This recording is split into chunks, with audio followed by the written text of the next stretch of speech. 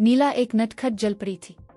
वो समंदर के अंदर सबसे खूबसूरत थी, मगर उसकी आदत थी वो दूसरों की बातों का मजाक बनाती, कुछ समझाए तो इसे चुप करा देती।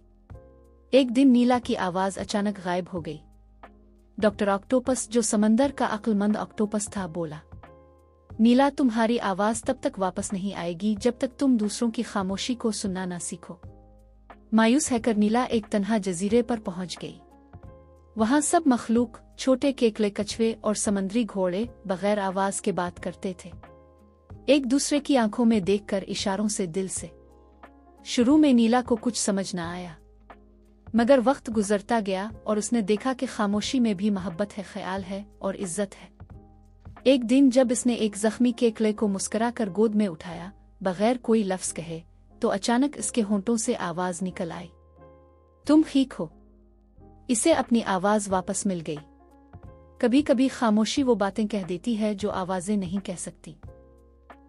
अगर आपको हमारी वीडियोस पसंद आती हैं तो हमें लाइक, कमेंट और सब्सक्राइब करो।